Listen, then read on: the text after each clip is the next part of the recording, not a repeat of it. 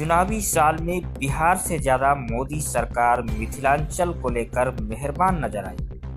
Budget 2025 में अकेले मिथिलांचल के निर्मला सीतारमण ने 2 बड़ी घोषणाएं की। इनमें पहली घोषणा मखाना बोर्ड बनाने की। मखाना बोर्ड के बनने से मखाना के उत्पादन और बिक्री में तेजी आएगी। दूसरी घोषणा वेस्टर्न कोसी कैनाल को लेकर की गई है। इसमें मिथिलांचल के लिए 2 जिले दरभंगा और मधुबनी को सीधा फायदा पहुंचेगा। दरभंगा, मधुबनी, समस्तीपुर और सीतामढ़ी जिले के इलाके में मिथिलांचल कहा जाता है। मिथिलांचल इलाके में विधानसभा की करीब 40 सीटें हैं। वहीं इस इलाके में विधानसभा की 5 सीट हैं। मिथिलांचल का नाम राजा मिथ के नाम पर पड़ा है और त्रेता से पहले मिथिला नाम एक अलग प्रांत हुआ करता था।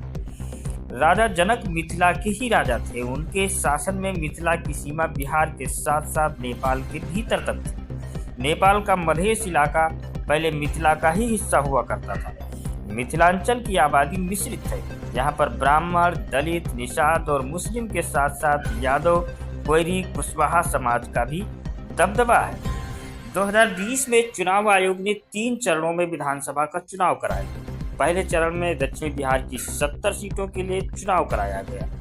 दूसरे चरण में मगध और सीमांचल की 94 सीटों के लिए चुनाव कराया गया, जबकि तीसरे चरण में तिरहुत और मिथिलांचल इलाके की 78 सीटों पर चुनाव हुआ।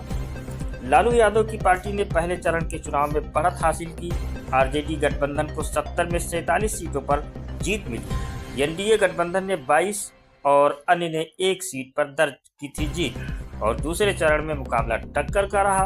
एनडीए ने 51 और आरजेडी गठबंधन ने 42 सीटों पर जीत दर्ज की, अन्य को 1 सीट मिली। तीसरे चरण में हुए चुनाव में आरजेडी पिछड़ गई और तीसरे चरण में एनडीए को 52 और आरजेडी गठबंधन को 21 सीटों पर जीत मिली, अन्य ने 5 सीटों पर जीत हासिल की। तीसरे चरण में हुए खेल की वजह से आरजेडी गठबंधन 122 के जादुई आंकड़े से 12 कदम दूर रह गई।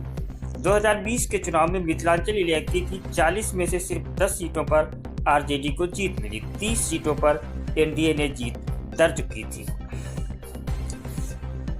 बता दें कि मिथिलांचल भारतीय जनता पार्टी के लिए सबसे सेफ इलाका माना जाता है। मिथिला इलाका से बीजेपी के कई बड़े नेता निकले जो देश की राजनीति में सक्रिय रहे। एक वक्त में ताराकांत झा और हुकुम देवनारायण यादव का बीजेपी के केंद्रीय राजनीति में मजबूत दखल था। 2014 में जब नीतीश ने बीजेपी का साथ छोड़ दिया, तब भी बीजेपी गठबंधन ने मिथिलांचल की सभी 5 लोकसभा सीटों पर जीत दर्ज कर ली थी। 2019 और 2024 के लोकसभा चुनाव में भी इस इलाके की सभी सीटों पर बीजेपी गठबंधन ने जीत दर्ज की है। यही वजह है कि बजट में इस इलाके का खास ध्यान रखा गया है। बीजेपी और उसके सहयोगियों की नज़र अब विधानसभा चुनाव में उस इलाके की 40 सीटों पर है। बिहार में आरजेडी मिथिला को साधने के लिए लगातार अलग राज्य के मुद्दे को तूल देने में लगी हुई है।